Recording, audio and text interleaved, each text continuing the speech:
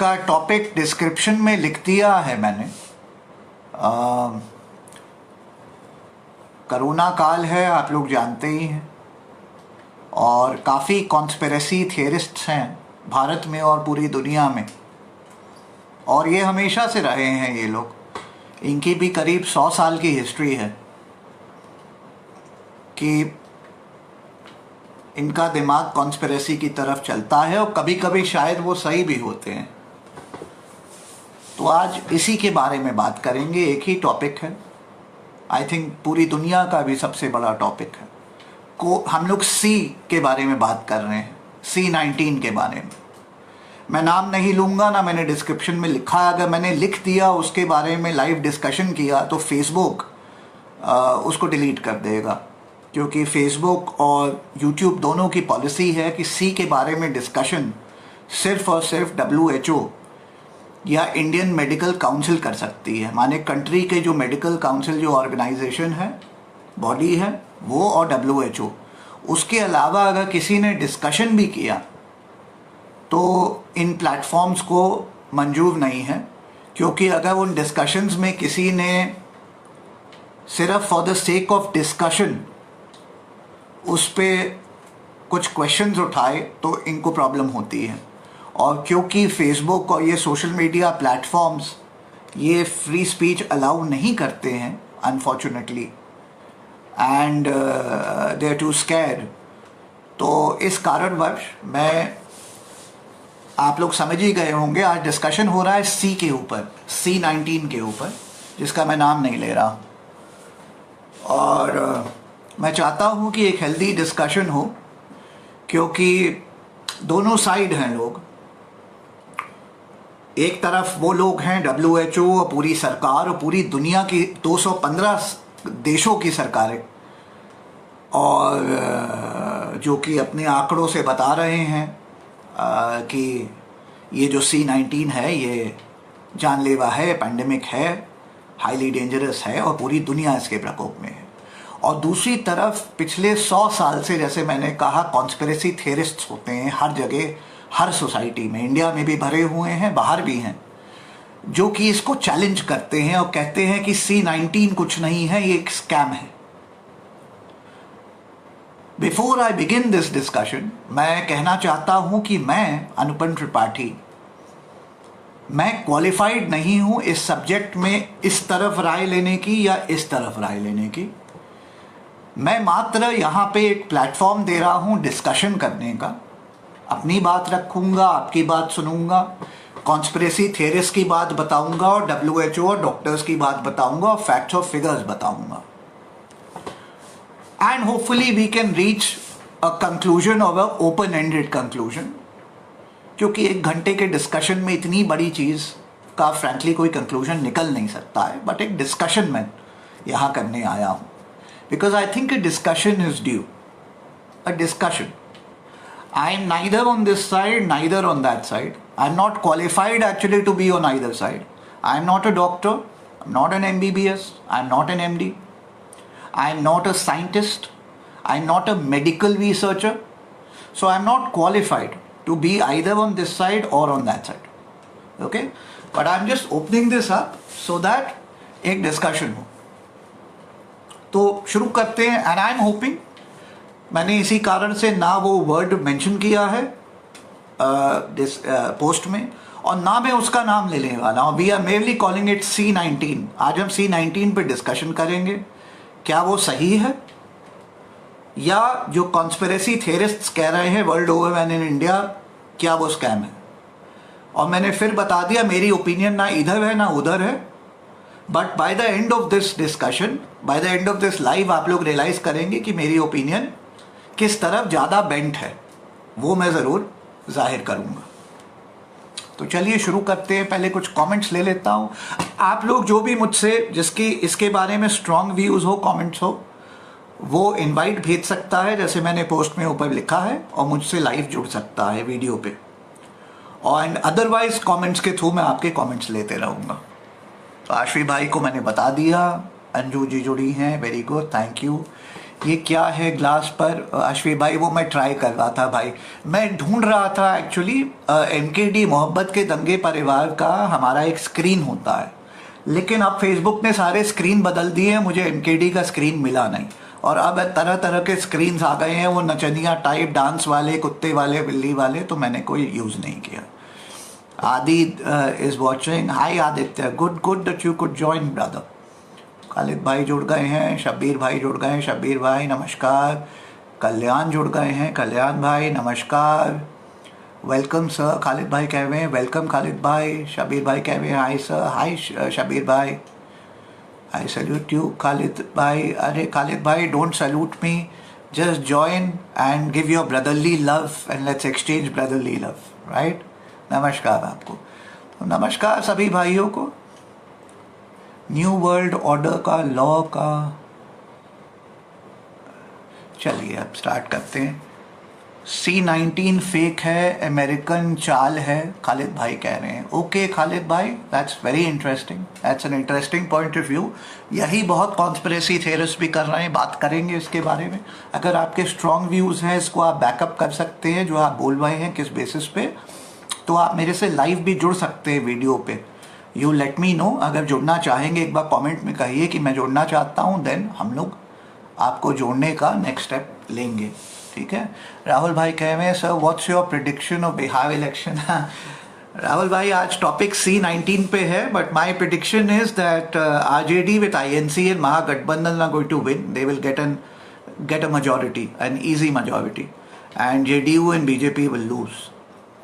However, after 6 months or 8 months of this Sarkar, I don't know what's going to happen, because BJP is famous now for buying MLAs and that's been proven beyond doubt. आज अभिषेक मनु सिंघवी जी ने एक live किया है जिसमें उन्होंने 3 audio video tapes भी चलाए हैं of former Congress MLAs who were sold to BJP for 30 crores and 52 crores also. So I don't rule that out. वो भी हो सकता है, लेकिन अभी फिलहाल माई फोकस इज कि महागठबंधन की सरकार बने, and I don't want to in any way get distracted from that. So the focus is कि बिहार में सरकार बदले और RJD and INC and Mahagathbandhan की सरकार बने। Do you think Owaisi can play some role in forming government? Not at all, उनकी औकात नहीं है। वो हैदराबाद में 2 सीट जीत पाते हैं, 1 सीट जीत पाते हैं, बिहार जाके कुछ नहीं कर पाएंगे। He will only be a vote कटुआ, so he should not venture and waste votes. Bihar की जनता को सिर्फ और सिर्फ RJD और INC को वोट देना चाहिए और महागठबंधन को वोट देना चाहिए, और डिस्ट्रैक्ट नहीं होना चाहिए छुट्टू छुट्टू पार्टी के चक्कर में, वरना वोट कटेंगे और BJP जीत जाएगी, JDU जीत जाएगी। चलिए आगे बढ़ते हैं। आज का टॉपिक जैसे मैंने कहा C-19 है। देखिए थोड़ा सा, मैं शहजाद भाई हाय कह रहे हैं, शहजाद भाई हेलो आपको। देखिए मैं आप लोगों से शेयर करना चाहता हूँ, शब्बीर भाई इज़ वेल वर्स्ड, हमारे भारत आर्मी के भी मेंबर हैं और भी कुछ भारत आर्मी के मेंबर जुड़े हैं। हमारे आज भारत आर्मी हमारा संगठन है, पेपरलेस मूवमेंट है, जिसमें 391 व्हाट्सएप ग्रुप्स हैं हमारे, और ज़्यादा स्ट्रेंथ नहीं है। ओवरऑल व्हाट्सएप ग्रुप्स के 391 में करीब 10,000 लोग हमसे जुड़े हुए हैं। ओवरऑल आप लोग जानते ही हैं, मुझसे करीब 25 लाख लोग जुड़े हैं, बट ये हमारी एक्चुअल व्हाट्सएप में दीज आर रियल पीपल जो हमसे जुड़े हुए हैं। अब हमारे इन 391 व्हाट्सएप ग्रुप्स पे करीब 4 से 10-12 ग्रुप्स में देखता हूँ जहाँ बड़ा फ्रिक्वेंटली ये C-19 की बात होती रहती है, और वहाँ भी कुछ कॉन्स्पिरेसी थियरिस्ट हैं हमारे मेंबर जो कि जुड़ गए हैं, और वो दिन भर बात करते रहते हैं कि स्कैम है, स्कैम है, स्कैम है, अपनी तरह तरह की उटपटांग थियरीज देते रहते हैं। और मैं देखते रहता हूँ, वंस इन ए वाइल मैं देखता हूँ, बट समझिए कि I am managing these 391 WhatsApp groups, it's no joke. तो मैं पार्टिसिपेट तो नहीं कर पाता हूँ उनकी डिस्कशन में, लेकिन मैं ओवरव्यू थोड़ा बहुत देखते रहता हूँ क्या चल रहा है। तो मैं देखता हूँ सेवंती लाल जी कैसे हैं। सेवंती लाल जी हमारे भोपाल से हमारे मित्र हैं, भारत आर्मी के मेंबर हैं। तो कुछ इन ग्रुप्स में ऐसे बुद्धिजीवी लोग हैं जो अपना डेली, वो एक डॉक्टर साहब है ना जो वियतनाम से कुछ किए हुए हैं, न्यूट्रिशनिस्ट हैं, लेकिन अपने को वो डॉक्टरेट वाला डॉक्टर लगाते हैं जो ऑनवरी वगैरह है। तो काफ़ी कॉन्स्पिरेसी इंडिया में तो फिलहाल वही कॉन्स्पिरेसी थेरिस्ट के लीडर हैं। उस्मान भाई जुड़ गए हैं, उस्मान भाई नमस्कार आपको। तो फिर उटपटांग बातें चलती रहती हैं। तो मेरा आज जब काफ़ी ये चलते रहता है और वहाँ भी कुछ हमारे मेंबर्स भारत आर्मी के हैं जो हमसे कहते हैं कि आप कुछ बोलिए ना इसके बारे में, तो मैं सोचता हूँ कि मैं थोड़ा दूर रहता हूँ इस डिस्कशन से। लेकिन आज मैंने इसीलिए फ्री फॉर ऑल किया है लाइव की, आते हैं बात करते हैं इसके बारे में। बट देखिए कुछ पैरामीटर्स हैं, क्योंकि आपको पता ही होगा फेसबुक और यूट्यूब, अगर आप इस डिस्कशन को में बड़ी स्ट्रांगली ओपिनियन रखते हैं या किसी तरीके से आप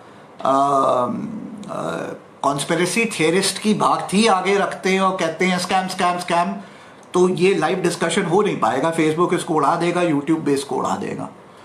और क्योंकि इतना बड़ा ये पैंडेमिक है, ग्लोबल पैंडेमिक है, my figures are with me, they are not just 195 countries and ईवो बट 215 कंट्रीज जहाँ ये पैंडेमिक फैला हुआ है।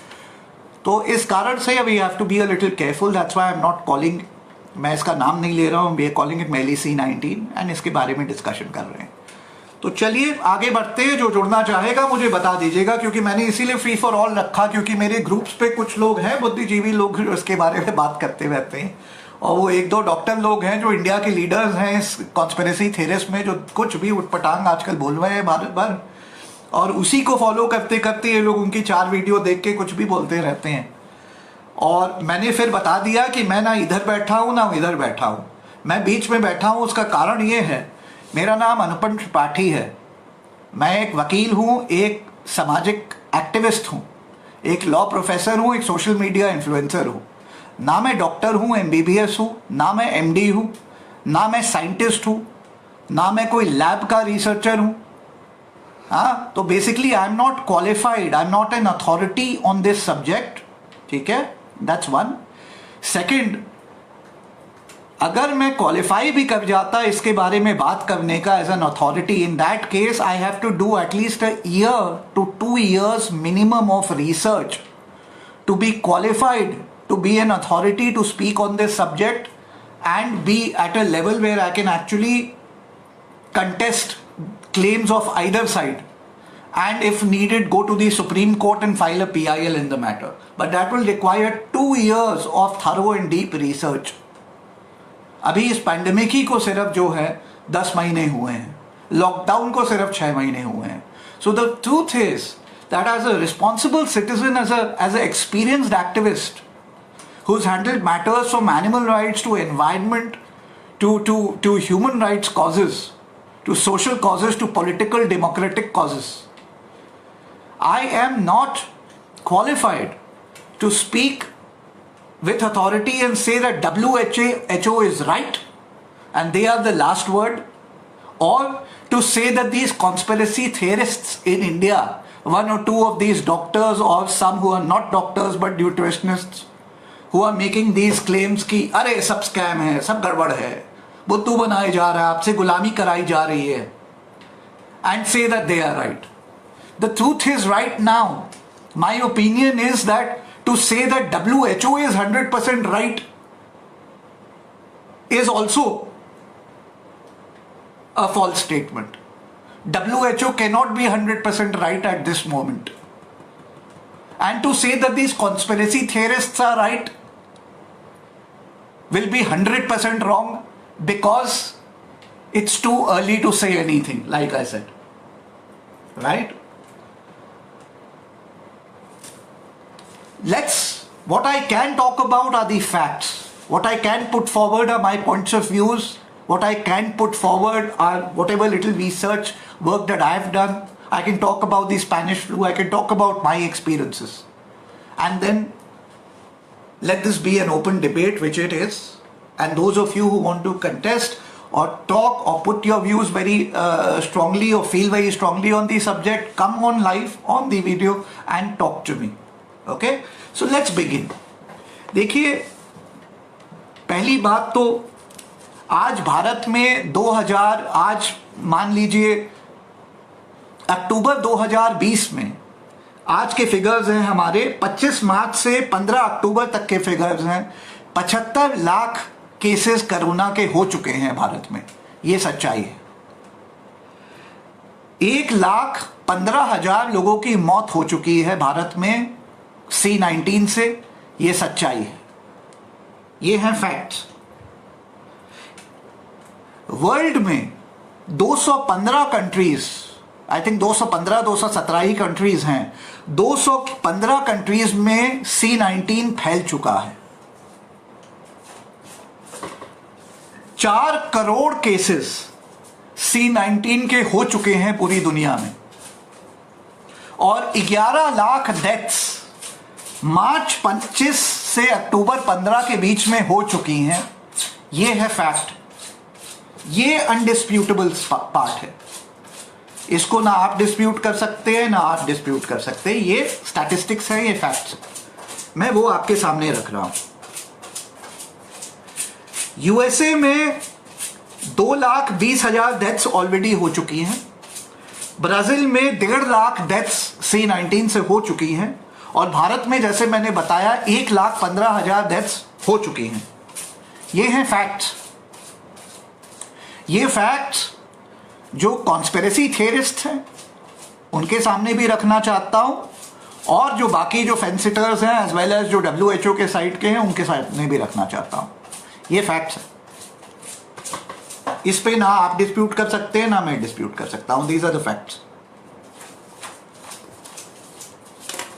अब आप लोगों से मैं शेयर करना चाहता हूं कि किसी भी इस किस्म के ग्लोबल पैंडेमिक से जब आपको डील करना है, जो इतना बड़ी चीज हो गई है, तो कभी कभी हिस्ट्री से सीखने की जरूरत है। 1918 में आप लोगों को ले जाना चाहता हूं। स्पेनिश फ्लू का आउटब्रेक हुआ। पिछले 150 साल का जो सबसे ज्यादा लीथल इस किस्म का बड़ा फ्लू आज तक आया, जिसने सबसे ज्यादा जान ली, वो स्पेनिश फ्लू था 1918 का। और ये जो C19 आया है उसको उसी के लाइंस पे प्रिडिक्ट किया जा रहा है। जो स्पेनिश फ्लू है वो 6 महीने 8 महीने में खत्म नहीं हो गया। स्पेनिश फ्लू का जो टोटल टाइम स्पैन था, जो लेंथ था, वो 2 साल था। 24 महीने स्पेनिश फ्लू चला। जी हां, ये फैक्ट है। 1918 से 1920 के बीच में स्पेनिश फ्लू चला। उस समय पूरी दुनिया की पॉपुलेशन 7.5 बिलियन नहीं होती थी। उस समय पूरी दुनिया की पॉपुलेशन मात्र 250 मिलियन या 2.5 बिलियन होती थी। That's it. स्पेनिश फ्लू जब 1918 में आया तो स्पेनिश फ्लू ने 500 मिलियन यानी 50 करोड़ लोगों को अफेक्ट किया। That was 1/4 of the population of the entire world. जैसे मैंने आपको बता दिया, 4 करोड़ लोग C19 से ऑलरेडी अफेक्ट हो चुके हैं 6 महीने में।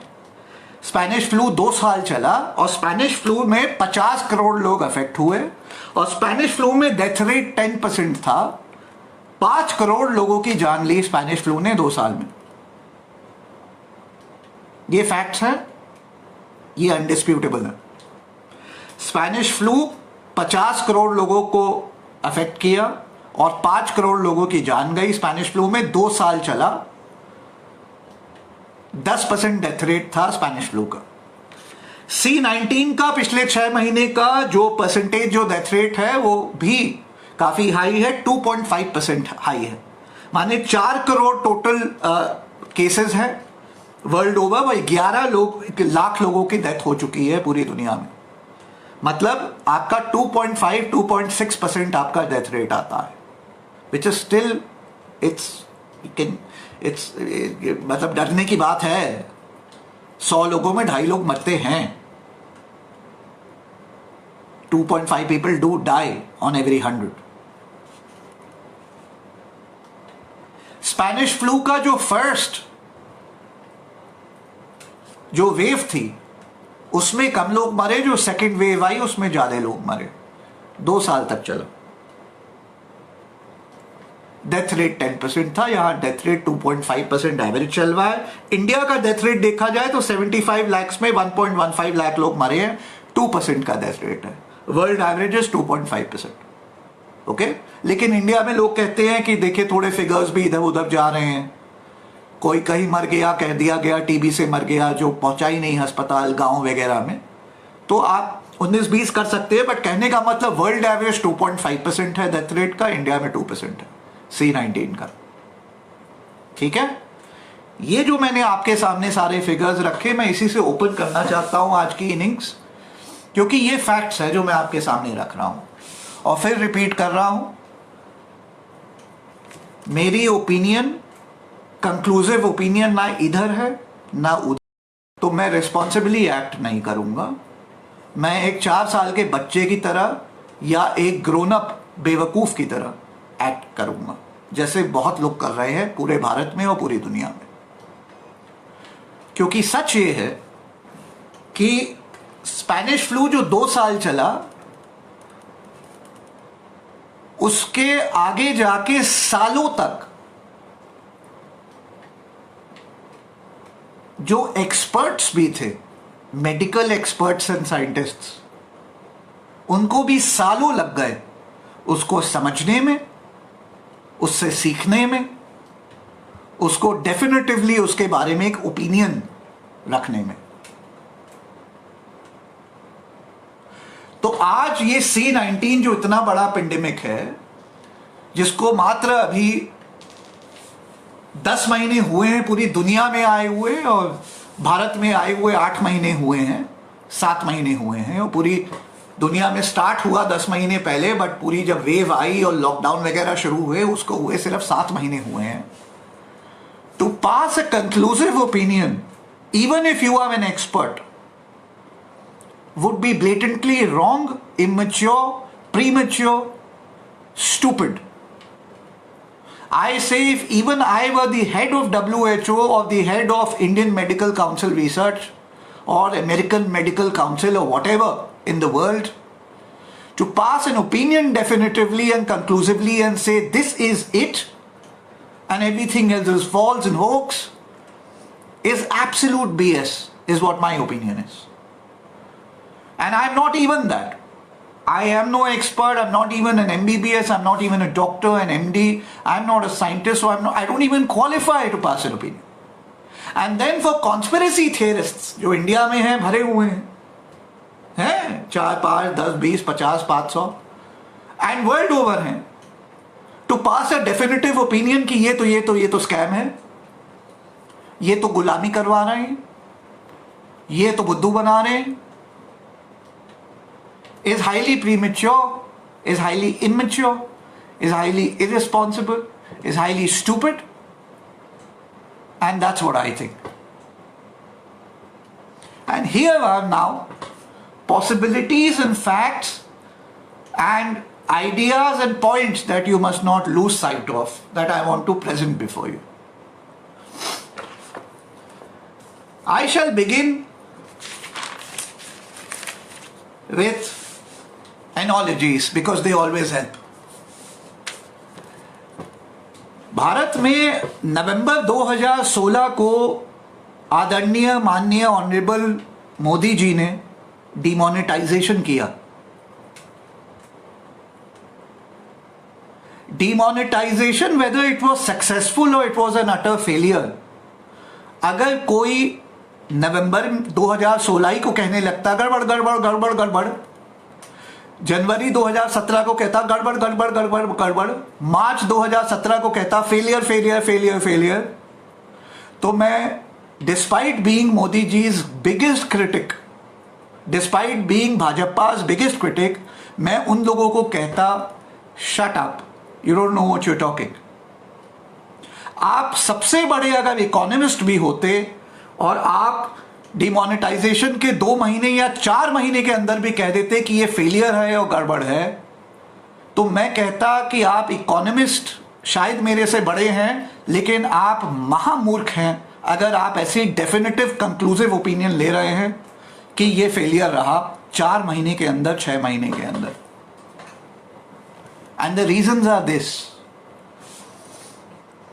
डिमोनेटाइजेशन करने के 1 साल तक एटलीस्ट आपको वेट करने की जरूरत थी, फिगर्स लाने की जरूरत थी, रिसर्च करने की जरूरत थी, और उस डिमोनेटाइजेशन का क्या भारत की इकोनॉमी और भारत में इम्पैक्ट हुआ, उसके आपके आंकड़े तब तक आते जिनको आप स्टडी करते, रिसर्च करते थॉरली, और उसके बाद एक साल के बाद 2017 नवंबर के बाद ही आप क्वालिफाई करते, even if you are an expert economist, to have a definitive and a conclusive opinion कि डीमोनेटाइजेशन सही था या फेलियर था। एंड यस, नवंबर 2017 के बाद जो फिगर्स आए और आज पूरी भारत, पूरी दुनिया जानती है कि demonetisation yes was an absolute utter failure, जिसने पूरी भारत की इकोनॉमी डिस्ट्रॉय कर दी। लेकिन उससे पहले अगर आप जोर जोर से नाचने लगते, कहते नहीं नहीं फेलियर फेलियर फेलियर, तो आई एम सॉरी, आप मूर्ख होते। यही सत्य है, ठीक है। यस, नवंबर के बाद आप कंक्लूसिव डेफिनेटिव ओपिनियन ले सकते थे, क्योंकि तब तक सारे फिगर्स आपके पास आ चुके होते, और यस, आपके सामने प्रूफ हो गया, absolutely without a shadow of doubt proof हो गया कि डिमोनेटाइजेशन एक अटर, एक जाइगेंटिक फेलियर था भाजपा सरकार का और मोदी जी का। लेकिन उससे पहले जो लोग उछल कूद कर रहे थे, आई एम सॉरी, मुझे याद है उस समय भी मैंने यही राय ली थी कि 1 साल तक अभी रुको। 1 साल बाद अगर हमारे बैंकिंग सिस्टम में इतना पैसा आ गया था, अगर हमारी कैश यूसेज वाकई कम हो जाती, हमारी डिजिटल इकोनॉमी बेटर हो जाती, सारा यूसेज हमारा जो है बैंकिंग और कार्ड्स के थ्रू हो जाता, कैश के थ्रू कम हो जाता या जीरो हो जाता, नेग्लिजिबल हो जाता, और हमारे बैंकिंग रेट्स, क्योंकि बैंक्स में इतना पैसा आ गया था, हमारे बैंकिंग रेट्स दबा के गिर जाते। मतलब लेंडिंग रेट्स आप समझ रहे हैं, half they should have dropped by 50%, ठीक है। एंड हमारे डिपॉजिट रेट्स जो हैं वो 20% से बढ़ जाते। अगर ये सब 1 साल में हो जाता तो इंडीड मैं मोदी जी का ग्रेटेस्ट क्रिटिक हूं, लेकिन मैं कहता डिमोनेटाइजेशन सक्सेसफुल रहा है यार। और मैं सैल्यूट करता उस आदमी को जिसको मैं सबसे ज्यादा आज I am disgusted by him, our honourable prime minister. लेकिन मैं सैल्यूट करता हूं उनको, because it would have been a success, but it was a failure. And सारे आंकड़ों ने ये प्रूफ कर दिया। ओके, ये मैंने एनोलॉजी आप लोगों को क्यों दी? आज हम बात कर रहे हैं C19 की। मैंने आज एक इकोनॉमिक इंपैक्ट करने वाले बहुत बड़े डिसीजन की बात करी, और मैंने कहा उसमें कंक्लूसिवली और डेफिनेटिवली एक राय फॉर्म करने के लिए कि वो सही था कि गलत, उसके लिए भी आपको मिनिमम 1 साल की जरूरत पड़ती, फिर आप डेफिनेटिव ओपिनियन रख सकते थे। और आज हम लोग बात कर रहे हैं C19 की, जो एक ग्लोबल पैंडेमिक है, जो कि 215 कंट्रीज में फैला हुआ है, 4 करोड़ लोगों को ऑलरेडी इफेक्ट कर चुका है, 11 लाख डेथ्स हो चुकी हैं। भारत में 75 लाख लोगों को इफेक्ट कर चुका है, 1.25 लाख डेथ्स हो चुकी हैं। और भारत में कुछ लोग हैं, कुछ बुद्धिजीवी लोग हैं, जो 6 महीने में डेफिनेटिवली, कुछ तो हैं जो बिना डॉक्टर, बिना MBBS किए, बिना MD किए भी पूरे भारत भर को सिखा रहे हैं, वीडियो बना के डेफिनेटिवली। अब 1-1 लाख बांट रहे हैं, कह रहे हैं मुझे प्रूव मी रॉन्ग, और 1 लाख दे दूंगा मैं। और डेफिनेटिवली और कंक्लूसिवली कहे जा रहे हैं कि ये स्कैम है।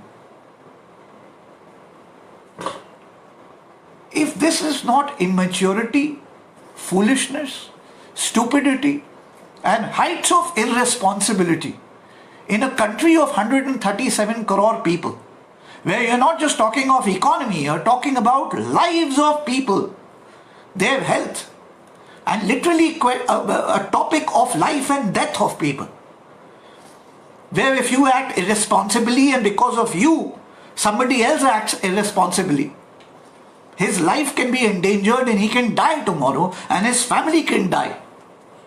How responsible is it for these conspiracy theorists to just say anything? Conspiracy theorists के बारे में कुछ बात रखना चाहता हूं। ये एक प्रजाति है, एक जीव जंतु लोग हैं जो सामने उभर के आए। ये है तो इनकी 100 साल की हिस्ट्री है, लेकिन कंटेम्पररी दुनिया में जब 9/11 अटैक हुआ तो ये लोग बढ़ चढ़ के आगे आए।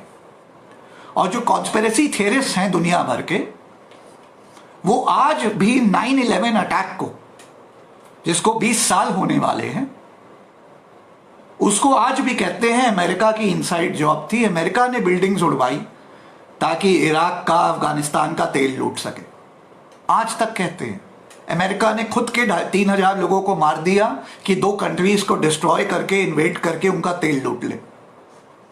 ये कॉन्स्पिरेसी थियरिस्ट्स, ये पगले आज भी कहते हैं, और आज भी ये उतने ही कन्विंस्ड हैं। इनसे जब आप आर्ग्यू करोगे या डिस्कस करोगे तो ये अभी भी वैसे ही बिल्कुल ये रॉक की तरह, चट्टान की तरह खड़े रहेंगे, कहेंगे ऑफ कोर्स है, और ये आपको दुनिया भर के रीजंस देंगे। पेपर भी दिखाएंगे, ऐसे ऐसे करके पेपर दिखाएंगे, वीडियोस दिखाएंगे।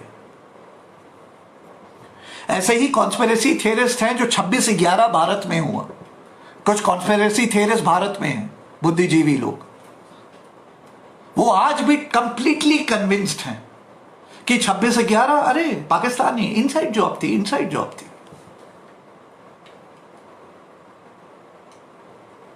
इस किस्म के भी लोग भारत ही में ऐसे बुद्धिजीवी नहीं है, पूरी दुनिया में।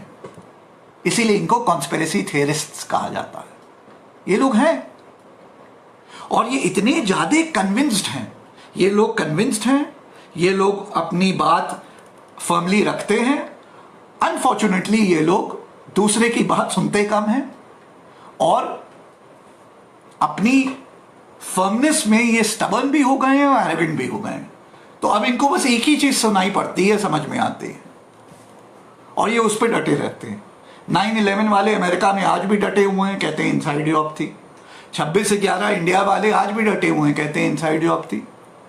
और अब पिछले 6 महीने से हम लोग देख रहे हैं कुछ बुद्धिजीवी भारत में हैं। मुझे बहुत ब्रिट पैट पड़ेंगे, गालियां पड़ेंगी, मुझे पता है, बट दैट्स ऑल राइट। ये अनुपम त्रिपाठी का लाइव है, यहां सत्य की बात होती है, लॉजिक की बात होती है, रैशनल बात होती है। और मैं खुद कह रहा हूं, मैं कोई एक्सपर्ट नहीं हूं C-19 के बारे में।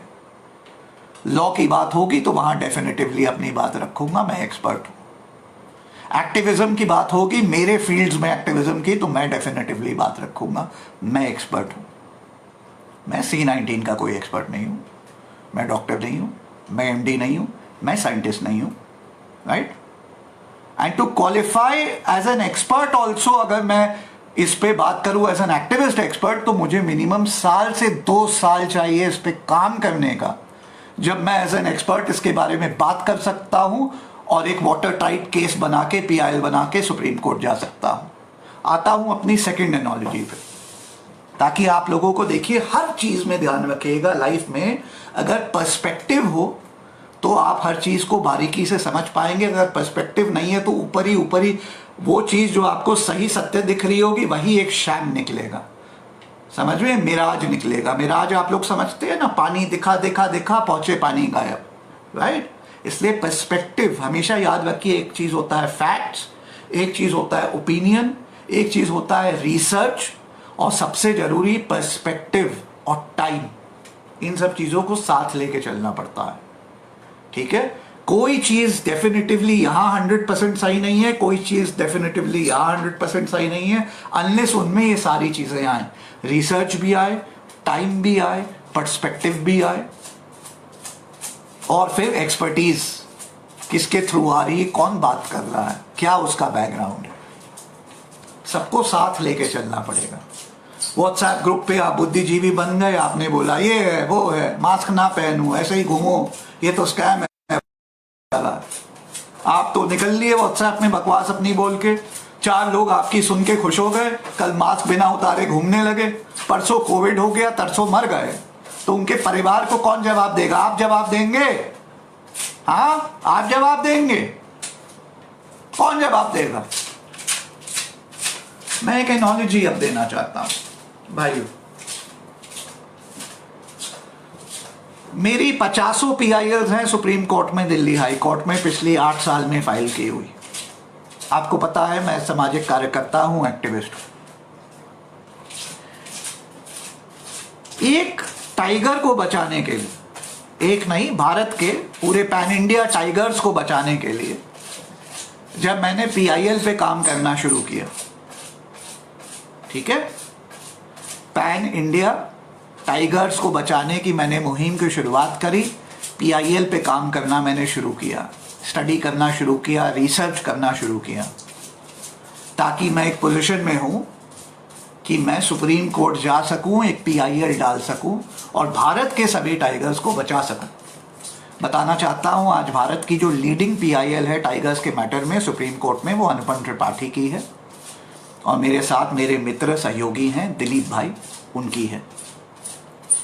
और भारत में पैन इंडिया अगर टाइगर्स को बचाने की सबसे बड़ी मुहिम पिछले 3-4 साल में किसी ने करी है पूरे भारत में, तो वो अनुपम त्रिपाठी ने करी है और मेरे मित्र दिलीप भाई ने करी है।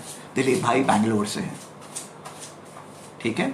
और ऑलरेडी मेरे कारण से, हमारे PIL के कारण से भारतवर्ष के टाइगर्स बच रहे हैं via the supreme court, via supreme court's intervention. और बताना चाहता हूं कि भारत के जंगलों में जो टाइगर की कोर एरियाज हैं, वहां करीब 2.5 लाख विलेजर्स अंदर घुसे हुए थे, जिनके कारण से हमारे टाइगर्स की डेथ हो रही थी। और हमारी PIL के कारण से हमने ऑलरेडी 50,000 विलेजर्स को बाहर निकलवा दिया है अंडर गवर्नमेंट स्कीम्स। उनको 1 लाख मुआवजा, 10 लाख मुआवजा मिलता है, उनको टाइगर कोर एरिया से बाहर निकाल दिया जाता है ताकि टाइगर्स बचाए जा सके। मेरी PIL की वजह से ऐसे 50,000 लोगों को हम बाहर निकाल चुके हैं और भारत के टाइगर्स को बचा रहे हैं। अब पॉइंट पे आ रहा हूं, ये तो हमने कर दिया, चलिए ठीक है। अब सुने, और ये पेंडिंग है, ये मैटर पेंडिंग है, इट इज गोइंग ऑन। अब सुने आप लोग बात। शबीर भाई लूंगा मैं, कमेंट लूंगा। सुने, इस एक टाइगर की PIL को सुप्रीम कोर्ट तक पहुंचाने के से पहले आप लोगों को क्या लगता है कि अनुपम त्रिपाठी जगह अपने जूनियर को बुलाया, डिक्टेशन दे दी, 4 पन्ने की PIL बना दी? एक है ऐसे PIL स्पेशलिस्ट सुप्रीम कोर्ट में, जो हर 3 घंटे में एक नई PIL फाइल करते हैं और 30 सेकंड से 3 मिनट की सुनवाई में PIL डिसमिस करा के कॉस्ट लगवा के आ जाते हैं वापस। फिर अगले दिन 4 PIL फाइल कर देते हैं, फिर डिसमिस करा के कॉस्ट लगवा के आ जाते हैं बिना नाम लिए। लेकिन वकील कम्युनिटी वाले सब भाई जानते हैं किनकी बात कर रहा हूं। तो ये ऐसे ड्रामे भी चलते हैं PILs को लेकर के। And then there are genuine cases like mine और प्रशांत भूषण जी और सम अदर सीनियर्स। उस एक PIL टाइगर को सुप्रीम कोर्ट में पहुंचाने के लिए अनुपम त्रिपाठी के लॉयर्स की टीम, उसके पैरालीगल्स की टीम, उसके लीगल इंटर्न्स की टीम, 1 नहीं 2 नहीं 3 टीम, 4 टीमों ने काम किया। 1 महीना नहीं, 3 महीना नहीं, 4 महीना नहीं, 1 साल हमने भारत के टाइगर पे रिसर्च किया, स्टडी किया, घोल के पिया। भारत के टाइगर की हिस्ट्री 1947 से लेकर 1975 पे आके 2003 पे आके 2005 पे आके 2016-17 तक जब हमने ये PIL डाली, वहां तक हमने उसकी स्टडी करी 1 साल।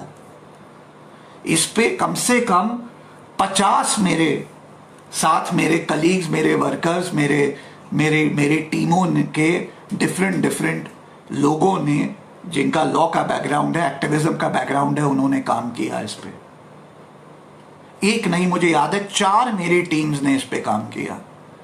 1 साल इस पे काम करके जब एक स्थिति ऐसी आ गई थी कि अनुपम त्रिपाठी नींद में टाइगर देख रहा था, खाने में टाइगर सोच रहा था, सपनों में टाइगर आ रहा था, दिन में टाइगर आ रहा था, टाइगर सोच रहा था I had become a tiger. Tiger कैसे सोचता है, कैसे खाता है, कैसे मेट करता है, क्यों मरता है, किस कारण से मरता है, कैसे सोचता है, क्या करता है, कब मेट करता है, कहाँ ज़्यादा है, कहाँ कम है, कैसे इसको बचाया जा सकता है, कैसे इसको मारा जा सकता है, किस कारणों से ज़्यादा मर रहा है, कौन इसको सबसे ज़्यादा मार रहा है, विलेजर मार रहा है कि फॉरेस्ट गार्ड्स मार रहे हैं, कि पोचर्स मार रहे हैं, पॉइजनिंग से मर रहा है, पॉइजनिंग में खाना खा के मर रहा है, कि पानी पी के मर जा रहा है, कि नेचुरली मर जा रहा है, आपस में इनफाइटिंग से मर जा रहा है, ओवर पॉपुलेशन से मर जा रहा है, अंडर पॉपुलेशन से मर जा रहा है, भूख के कारण मर जा रहा है।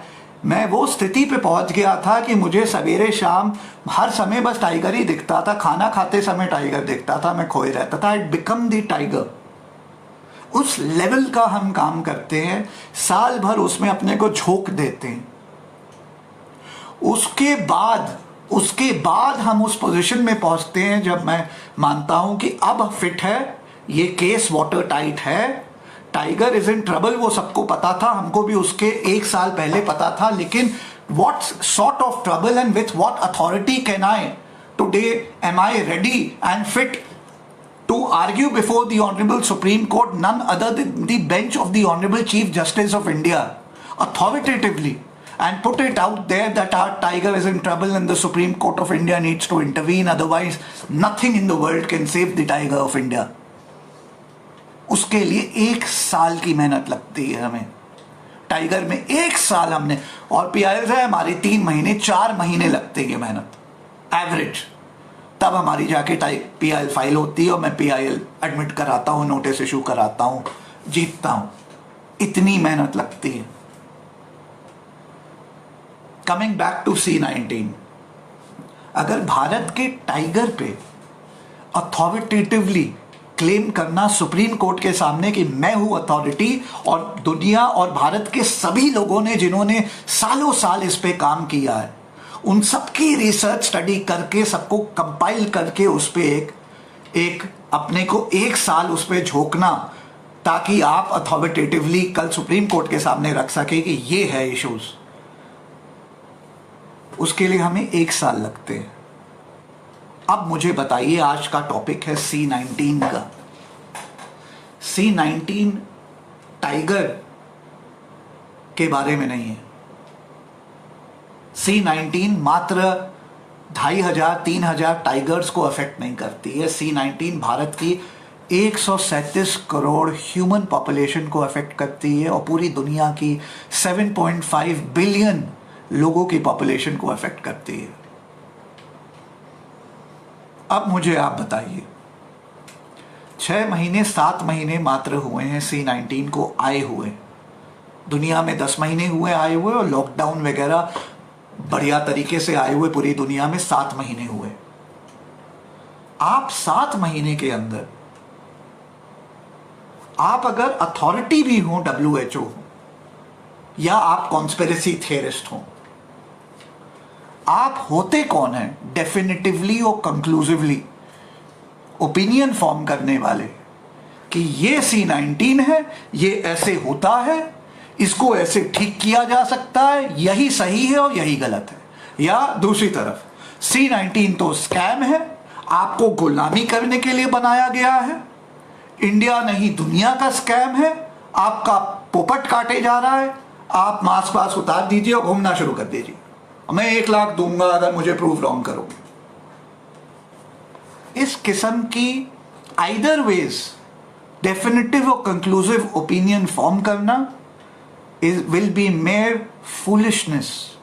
और फिर रिपीट कर रहा हूं, C-19 impacts 7.5 billion human lives, और मैं एक टाइगर के लिए जब लड़ता हूं और डेफिनेटिव ओपिनियन फॉर्म करने की पोजीशन में आता हूं, एक अथॉरिटी अपने को रख के क्लेम करता हूं कि हां मैं टाइगर का अथॉरिटी हूं, कर लो मेरे से बहस, उसके लिए 1 साल की मुझे मेहनत लगती है। 50 मेरे एक्टिविस्ट, मेरे वकील काम करते हैं उस पर, discussions after discussions, debates after debates, brainstorming after brainstorming होती है। टाइगर हम खुद बन जाते हैं, सपनों में टाइगर आ रहा होता है हमारे, तब हम उस पोजीशन में पहुंचते हैं 1 साल में। किस इशू में? 2500 टाइगर को बचाने के लिए और कैसे उनको बढ़ाने के लिए, 10,000 ले जाने के लिए। और यहां 7.5 बिलियन लोगों की बात हो रही है और कुछ बुद्धिजीवी लोग कह रहे हैं ये स्कैम है। या अगर दूसरी तरफ WHO भी कहता है ये सही है, ये ऐसे आया, ये ऐसे प्रिवेंट होगा और ये ऐसे क्योर होगा और ऐसे ही होगा, इसके में कोई 19-20 नहीं होगा, तो वो भी गलत है। Is what I am trying to tell everybody here, as a responsible person, as an experienced activist, but as no expert, having zero experience in this field of C-19. I'm no doctor, I'm no MD, I'm no scientist. I don't qualify as an expert to talk about this. Not I qualify certainly to talk about it, but I don't qualify to form an opinion either ways. That's what I wanted to put out there. 391 WhatsApp groups हैं आज मेरे. That's what I wanted to put out there. 391 WhatsApp groups हैं आज मेरे 10 से 14 groups में कुछ बुद्धिजीवी लोग हैं, मेरे भारत आर्मी के लोग हैं. तन्मय, यू लिसनिंग? हमारे भारत आर्मी के लोग हैं. शबीर भाई, हमारे भारत आर्मी के लोग हैं. वही वो चक्रवर्ती डॉक्टर वियतनाम वाले, और दूसरे मेरे ही मित्र हैं. इंडिया अगेंस्ट ईवीएम में हम साथ किया है अपने काम. डॉक्टर कोठारी जो जेन्युइन डॉक्टर हैं, एमडी भी हैं, उनके 4 वीडियोस देखे, शुरू हो गए. मास्क फेंक दो, सोशल डिस्टेंसिंग बकवास है, गुलामी है, ड्रामा है, स्कैम है.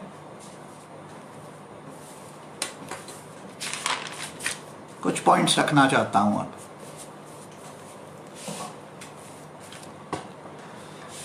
आई रिपीट एंड रीटरेट, 215 देशों में कॉन्स्पिरेसी थियरिस्ट कहते हैं इंडिया का स्कैम है, मोदी जी बेवकूफ़ बना रहे हैं.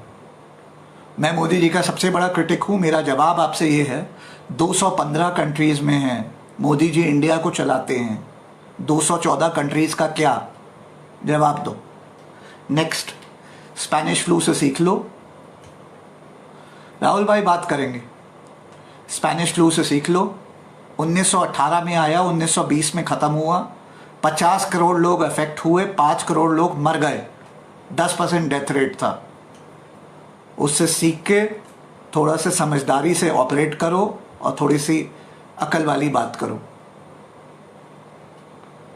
नेक्स्ट, स्टैट्स देख लो खुद.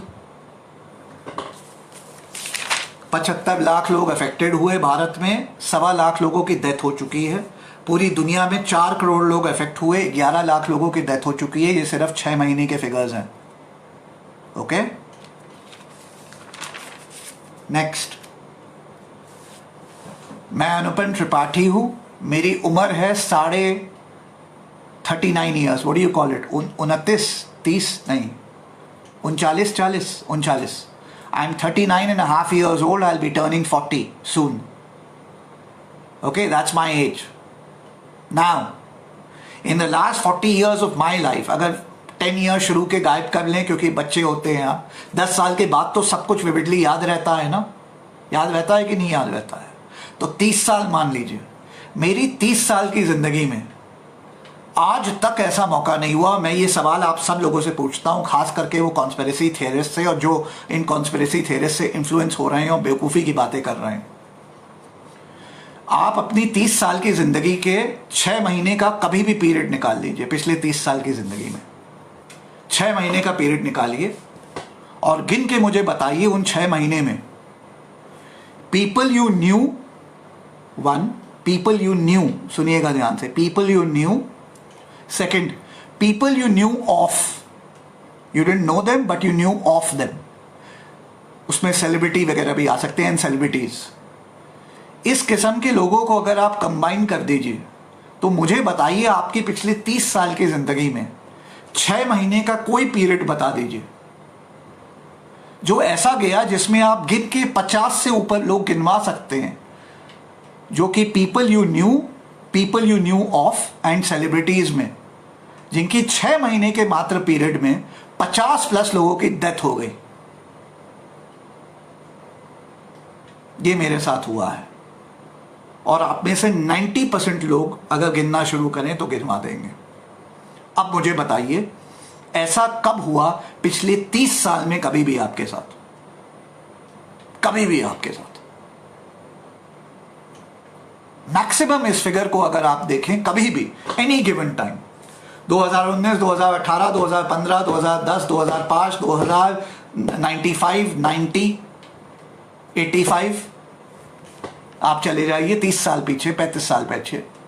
आप 6 महीने का एक कंबाइंड पीरियड लीजिए और आप मात्र ऐसे 5 या 7 people you knew of, people you knew and celebrities गिनवा देंगे जो 6 महीने के पीरियड में मर गए. ये की डेथ हो गई. God rest their soul. I am so sorry for their families, condolences. ऐसे 5 या 7 नाम आप गिनवा पाएंगे। किसी भी 6 महीने पीरियड के ब्लॉक उठा लीजिए पिछले 30 साल का, और ये C19 के काल में पहली बार ऐसा हुआ है। और आप में से 90% लोग मेरे से एग्री करेंगे। खुद गिनना शुरू कर दो, लिखना शुरू कर दो। 6 महीने के पीरियड में 5, 7 नहीं 50 नाम मैं गिनवा दूं of people I knew personally, people I knew of, मैं जानता था उनके बारे में, और थ्रू समबडी, एंड सेलिब्रिटीज। मैं 50 नाम गिनवा दूंगा, आज वो नहीं रहे पिछले 6 महीने में। 5 नहीं, 7 नहीं, 50। और फिर भी भारत में और दुनिया में कुछ लोग हैं जो कह रहे हैं ये स्कैम है, स्कैम है, मास्क ना पहनो, ये ना पहनो, मजाक है, आपसे गुलामी कराई जा रही है, ड्रामा है, नौटंकी है, बेवकूफ बनाया जा रहा है। भारत में तो 90% लोग कह रहे हैं मोदी जी ने स्कैम किया आपको गुलाम बनाने के लिए। तुम मेरे से बड़े मोदी जी के क्रिटिक नहीं हो। मोदी जी का भारत में undisputed number 1 critic Rahul Gandhi या अरविंद केजरीवाल नहीं है, अनुपम त्रिपाठी है।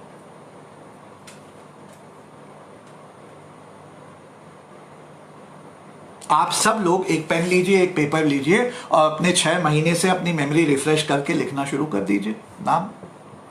90% आप में से आपके नाम 5, 7 नहीं रहेंगे, 20, 25, 40, 50 तो क्रॉस कर ही जाएंगे। उसमें 10 नाम तो सेलिब्रिटीज ही के होंगे। इतने बड़े बड़े सेलिब्रिटीज गुजर गए इस 6 महीने पीरियड में। ऐसा कभी मिला आपको 6 महीने का ब्लॉक पीरियड पिछले 30 साल की जिंदगी में, जब इतने लोग मर गए एक बारी में आपके जानने वाले? और कुछ लोग हैं भारत में और पूरी दुनिया में जो कह रहे हैं ये स्कैम है, ड्रामा है, कुछ है ही नहीं, कुछ है ही नहीं। आप लोग तो ऐसे ही मार रहे हैं। वो जो वियतनाम से अपना डॉक्टरेट लेके आए हैं वो क्या कहते हैं कि टीबी से तो 5 लाख लोग मर जाते हैं। अच्छा, बिल्कुल जरूर मरते होंगे। मेरी 30 साल की पिछली जिंदगी में 50 लोग मेरे जानने वाले टीबी से तो नहीं मरे।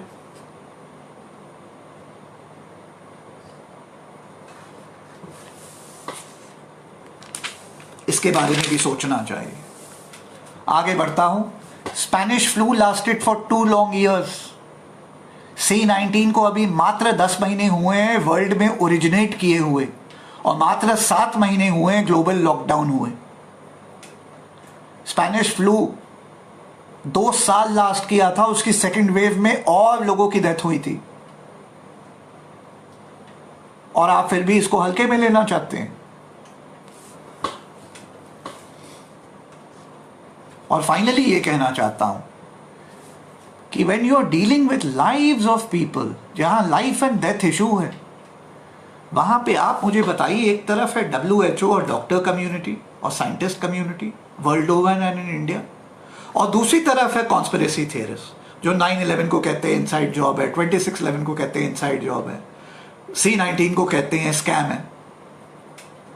आप मुझे बताइए, जब आप लोगों की लाइफ और डेथ से डील कर रहे हैं, और मैंने बता दिया आपको ऑलरेडी कि अगर यहां वाले भी कहें यही सही है और बाकी गलत है तो ये भी गलत है, और यहां वाले कहें यही सही है और बाकी गलत है तो ये भी गलत है।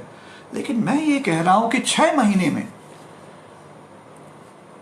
अंग्रेजी की कहावत है बेटर सेफ देन सॉरी, आपको फॉलो करना चाहिए, या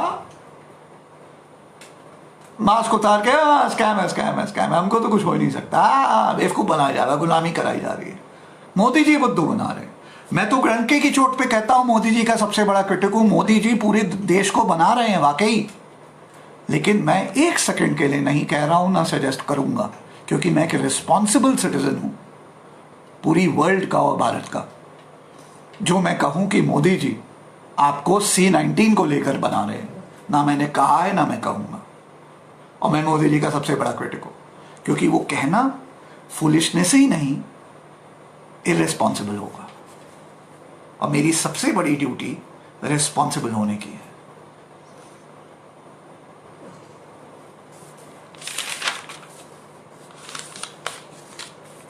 आखिरी में कहना चाहता हूं, WHO हो चाहे ये कॉन्स्पिरेसी थियरिस्ट्स, 10 महीने जो वायरस ओरिजिनेट हुआ है, 7 महीने मात्र हुए हैं ग्लोबल लॉकडाउन में।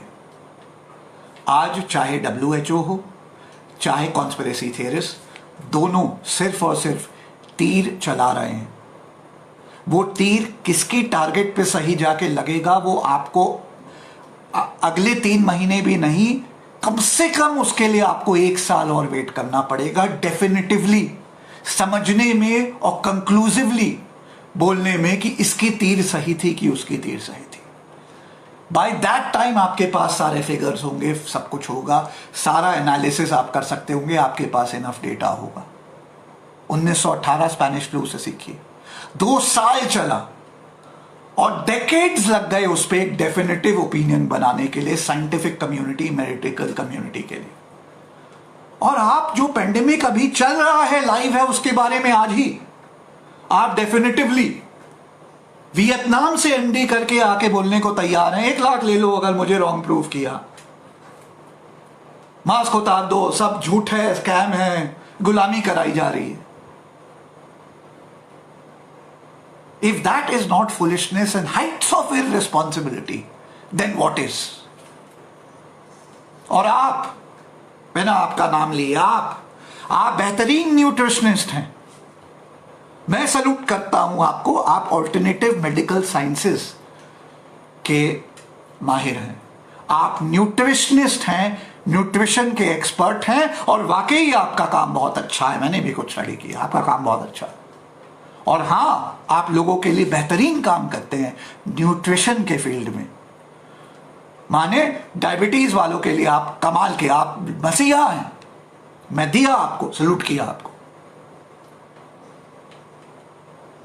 लेकिन साहब, आप ना तो क्वालिफाइड हैं इस इशू के बारे में मात्र 10 महीने के अंदर और 7 महीने के अंदर बोलने के, और अगर क्वालिफाइड होते भी, माने आप एमबीबीएस भी होते, एमडी भी होते, एक्सपर्ट इन द फील्ड भी होते, साइंटिस्ट भी होते, और इस सब्जेक्ट पे आपने 15 साल, चलो छोड़ो 1.5 साल रिसर्च भी की होती, तो भी आप इस पे डेफिनेटिवली अभी बोलने के लिए कि ये स्कैम है या ये सही है, आप सही नहीं होते। क्योंकि उसके लिए जब तक इस इवेंट को कंप्लीट हुए 1-2 साल ना हो जाए, ना तो WHO बोल सकता है वो क्वालिफाइड है, और ना आप बोल सकते हैं आप क्वालिफाइड है। तो अब WHO तो कह रहा है प्रिकॉशंस लो और जान बचाओ, तो वो तो हो गया सेफर साइड पे।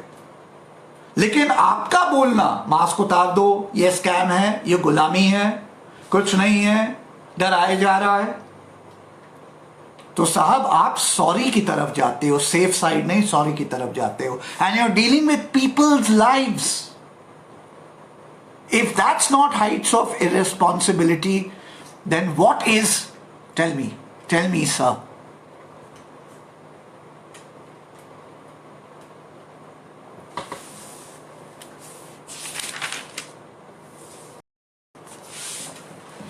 इस टॉपिक को कंक्लूड करने से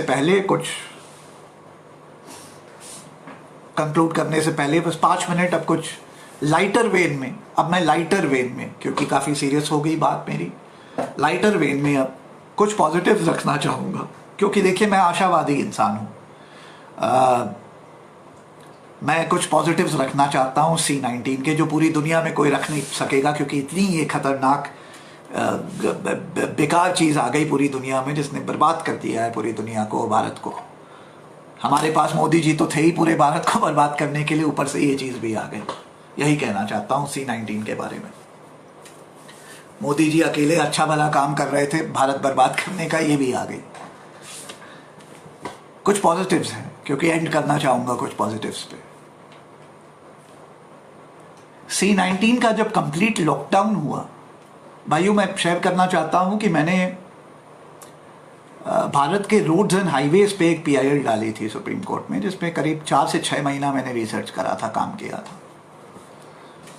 और भारत में जो रोड एक्सीडेंट्स होते हैं वो बहुत हाई हैं, the numbers are very very high. आप डर जाएंगे सुन के, मैं बता देता हूं।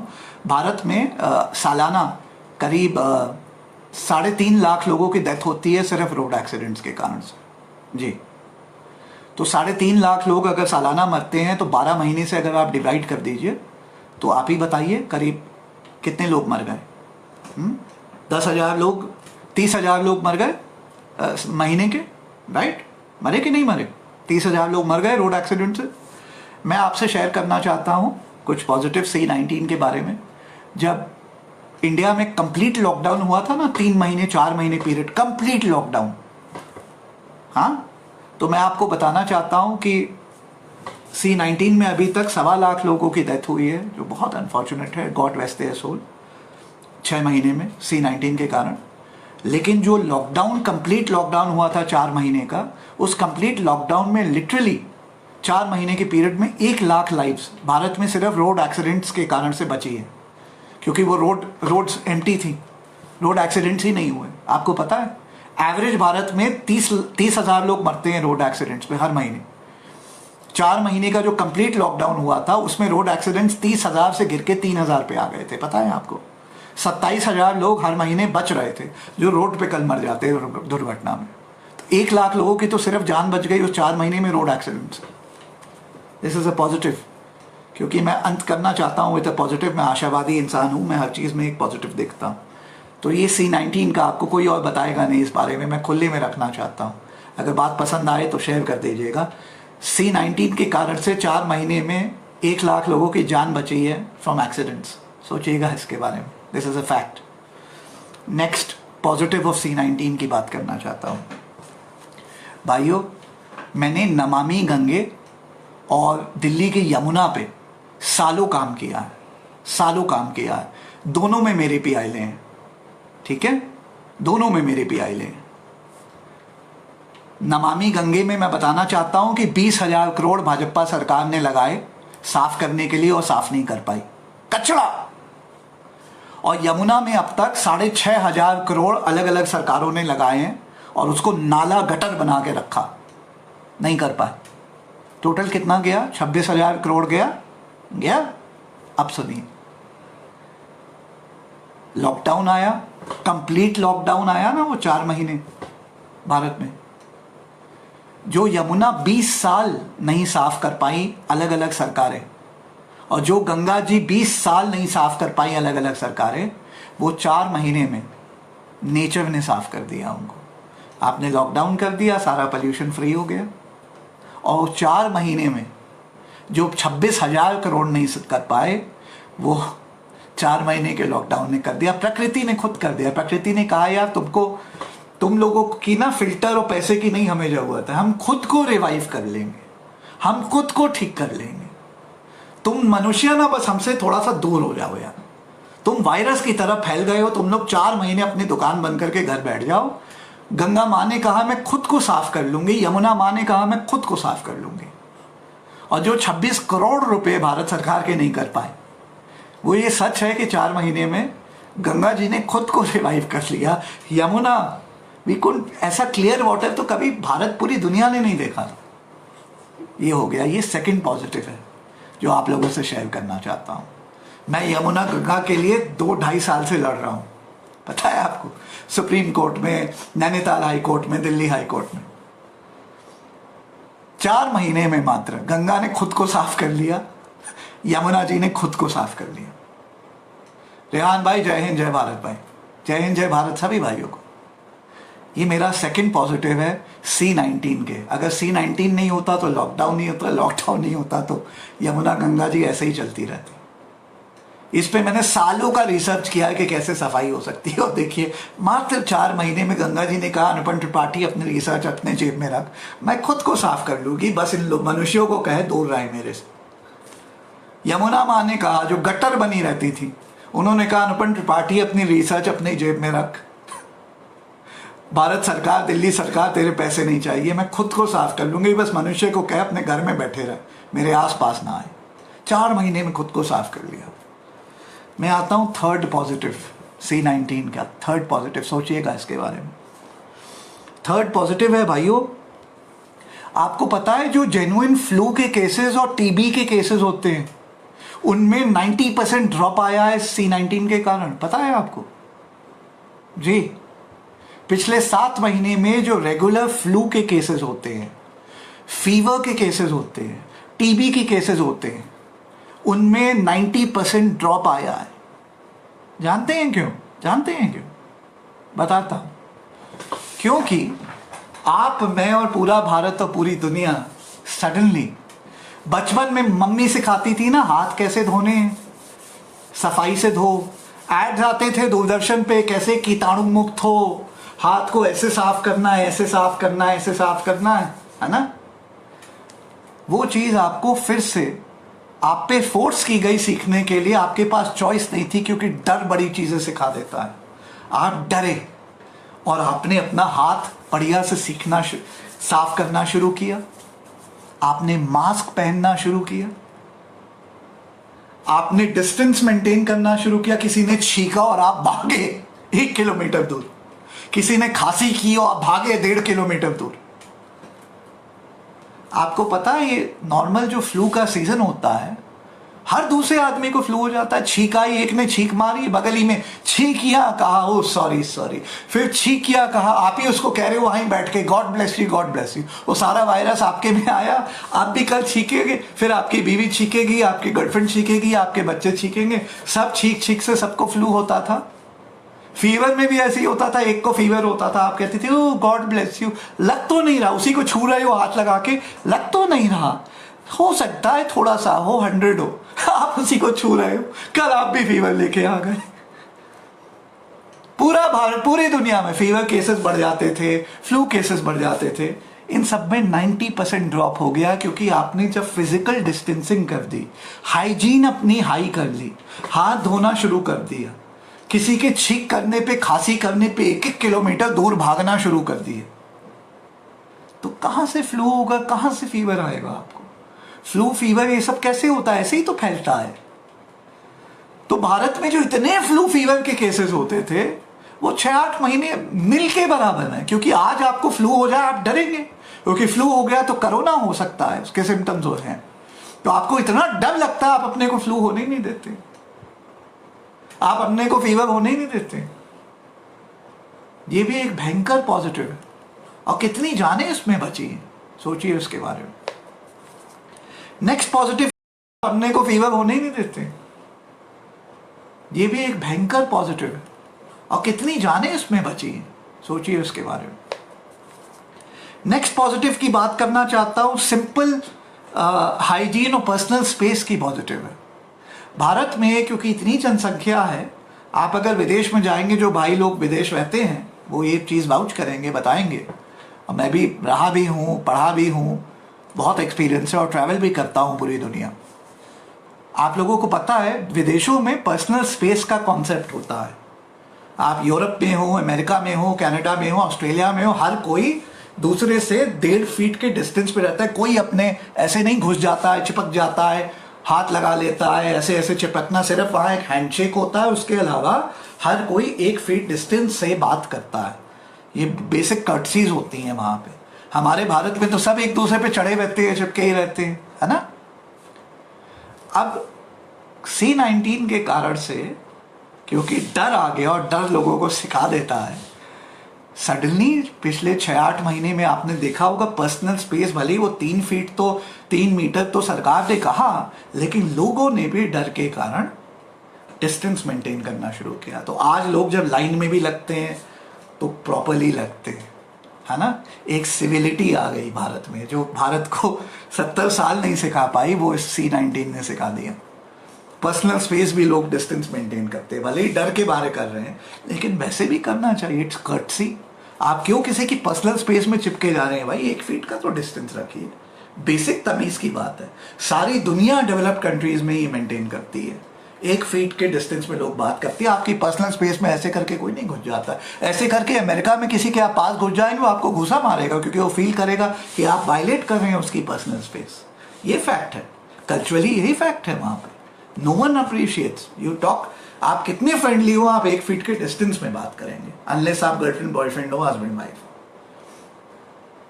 इंडिया में ये सब पर्सनल स्पेस का कोई कॉन्सेप्ट ही नहीं है, कोई रिकॉग्नाइज ही नहीं करता है, लेकिन C-19 ने सिखाया, C-19 ने सिखाया।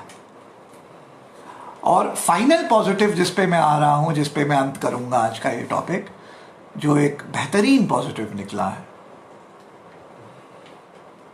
बहुत से लोग पूरी दुनिया और पूरे भारत में जो कि रैट रेस रैट रेस समझते हैं ना आप लोग, दौड़े जा रहे हैं क्योंकि सब दौड़ रहे हैं, और कभी खुद से पूछा नहीं क्यों दौड़ रहा हूं यार मैं इतना।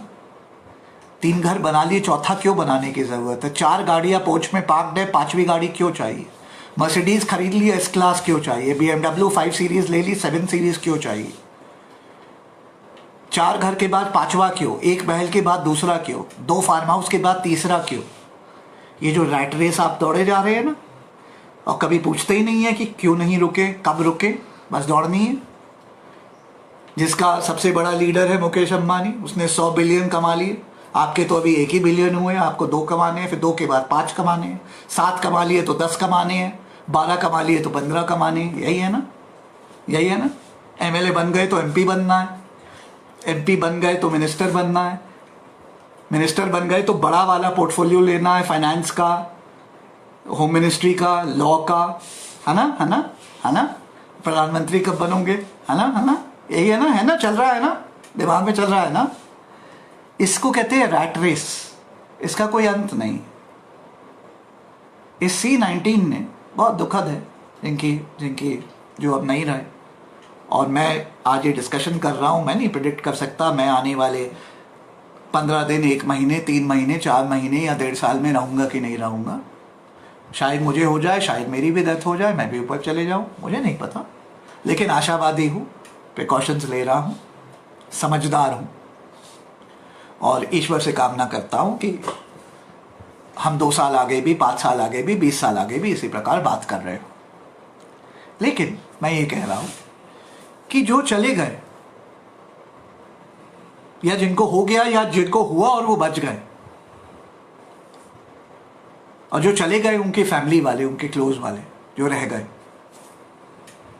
कहीं ना कहीं इस रैट रेस से एक ब्रेक लेके उन्होंने एक बार तो रुके, और अब उन्होंने कुछ सोचना शुरू किया है कि ये जो 4 घर बना के 5वां बनाने की जो जिंदगी है, ये जो 1 करोड़ कमा लिए अब 2 करोड़ चाहिए, 2 करोड़ कमा लिए 10 करोड़ चाहिए, ये जो नेवर एंडिंग ये जो रेस है, ये रैट रेस की कोई मंजिल है ही नहीं, है ही नहीं। प्रधानमंत्री भी बन जाओगे तो चाहोगे अब UN को लीड करो, प्रधानमंत्री बन जाओगे तो कहोगे दूसरे सेकंड टर्म चाहिए, सेकंड टर्म हो जाएगा तो कहोगे अगर अभी भी जान बची है तो मैं तो हमेशा ही के लिए बने रहूं, कोई डिक्टेटरशिप मॉडल ले आऊं कि जब तक मर ना जाऊं प्रधानमंत्री बने रहूं। शायद इस देश में 1 जने 2 जने हैं जो ऐसा सोच रहे हैं या चाहते भी हैं, है ना, उनको भी कुछ है ऐसे ख्वाब। इस रैट रेस का कोई अंत नहीं है। मुकेश अंबानी $100 बिलियन कमा लिए तो अगला टारगेट सेट करेंगे 200 बिलियन चाहिए, कोई अंत नहीं है। इस C19 ने आपको सिखाया है कि आपके 4 घर बनाने के और 5 गाड़ियां खड़ी करने का क्या पॉइंट है जब एक बैग कुछ हुआ और आप मर गए। अपने साथ ऊपर या अपने साथ नीचे अपने 4 घर ले जाओगे, अपने 2 करोड़ बैंक में या 20 करोड़ बैंक में, या बोरे में 20 करोड़ 50 करोड़ ले जाओगे? बताओ, नीचे ले जाओगे अपने साथ कि ऊपर ले जाओगे अपने साथ? आप बता दो। ये C19 ने आपको सिखाया है और आपको सोचने पे मजबूर किया है। अंग्रेजी में टर्म होता है इसके लिए, holistic living versus running the rat race. आपको एक ब्रेक दिया है, आपको सोचने पे मजबूर किया है कि थोड़ा सोचो, क्या माइंडलेस दौड़े जा रहे हो? क्यों? क्योंकि पिताजी ने कहा था बेटा नौकरी लग ले, क्योंकि बीवी ने कहा था एक और गोल्ड का, डायमंड का नेकलेस चाहिए, क्योंकि बच्चों ने कहा था डैडी वो मुझे फरारी गिफ्ट करो 19 की एज पे। इसका कोई अंत है? एक जेट प्लेन भी खरीद लोगे तो कल बड़ा जेट प्लेन चाहिए होगा, दूसरा चाहिए होगा। लैम्बोर्गिनी खरीद लोगे तो बुगाटी चाहिए होगी, बुगाटी वेरॉन। मून पे चले जाओगे तो कल मार्स पे जाने का मन होगा। कोई अंत है इस रैट रेस का तुम्हारा? C19 ने सिखाया है, रैट रेस दौड़ना बंद कर बेटा, होलिस्टिक लिविंग करो। होलिस्टिक लिविंग क्या होती है? सेटिस्फाइड रहो, कुछ देश के लिए कर लो, कुछ अपने पड़ोस के लिए कर लो, कुछ दुनिया के लिए कर लो, कुछ दुनिया को वापस दो, कुछ भारत को ही नहीं दुनिया को, अर्थ को वापस दो। अर्थ पेड़ उगा के तुम्हें सांस देता है, 4 पेड़ ही उगा लो, कुछ कर लो। तुम्हारी होंडा सिटी से BMW से 7 सीरीज BMW, 7 सीरीज BMW से तुम्हारी मेबेक, रोल्स रॉयस से तुम्हारी लैम्बोर्गिनी से तुम्हारी बुगाटी से तुम्हारा जेट से तुम्हारा याट से तुम्हारा रॉकेट से तुम्हारा मून से तुम्हारा मार्स। कोई अंत है? कोई अंत है? कोरोना 25 साल में भी तुम्हें, sorry for using the word, C-19 तुमको 25 साल में भी ले जाएगा, 35 में भी ले जाएगा, 55 में भी ले जाएगा, 70 में भी ले जाएगा, 90 में भी ना ले जाएगा। लेकिन ये घर पे घर, पैसा पे पैसा इकट्ठा करना, नीचे लेके ले जाओगे कि ऊपर लेके ले जाओगे? बता दो। छोड़ के ही जाओगे ना, और कभी भी जा सकते हो। मैं 15 दिन में जा सकता हूँ, 1.5 महीने में जा सकता हूँ, 6 महीने में जा सकता हूँ, साल भर में जा सकता हूँ। आशावादी हूँ, मुझे पता है अगले 50-55 साल में तो नहीं जाने वाला मैं, और समझदार भी हूँ। C-19 को स्कैम नहीं कहता हूँ, आपको नहीं कहता। मास्क उतार के घूमते रहो, मैं नहीं डरता, मैं बड़ा मजबूत हूँ, टाइगर हूँ, मैं नहीं डरता, नहीं कहता आपको, क्योंकि वो ब्रेवरी नहीं, फुलिशनेस है। And when you are dealing with people's lives, वो फुलिशनेस अगर सिर्फ आप तक हो तो कोई बात नहीं, when you are dealing with people's lives तो वो हाइट्स ऑफ इररिस्पॉन्सिबिलिटी है। ये है मेरी व्यू। भारत के और पूरी दुनिया के सभी कॉन्स्पिरेसी थियरिस्ट्स को C-19 के बारे में यही कहना चाहता हूं, shut the fuck up. You are not qualified to speak on the subject, 1. Second, even if you were qualified, speak on it 2 years after. Till then, shut the fuck up. Sorry for the language. आज तो इसके बारे में WHO का chief भी qualified नहीं है definitively बोलना कि ये क्या है, कैसे प्रिवेंट होगा और इसका क्योर क्या है। ना वो बोल रहा है, वो रिस्पॉन्सिबली एक्ट कर रहा है। चुपचाप उसकी बात फॉलो करिए, समझदारी भी लगाइए, कॉमन सेंस भी लगाइए। थोड़ा बहुत वेरिएशन करना चाहते हैं, समझदारी से, सूझबूझ से करिए। 2-4 बुद्धिजीवी लोगों के वीडियो देख के अपनी लाइफ, अपनी फैमिली की लाइफ और अपनी पूरी जिंदगी को रिस्क ना करिए। Better safe than sorry. You are dealing with people's lives, learn to be responsible. That's all I want to end this live with. Thank you so much all for joining.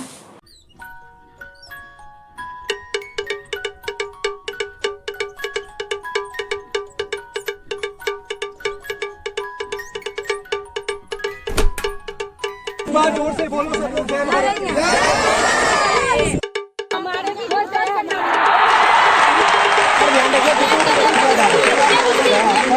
तो भाई इधर से नहीं आया, पता आ जाता है सब। बहुत नंबर लिखा हुआ इसका।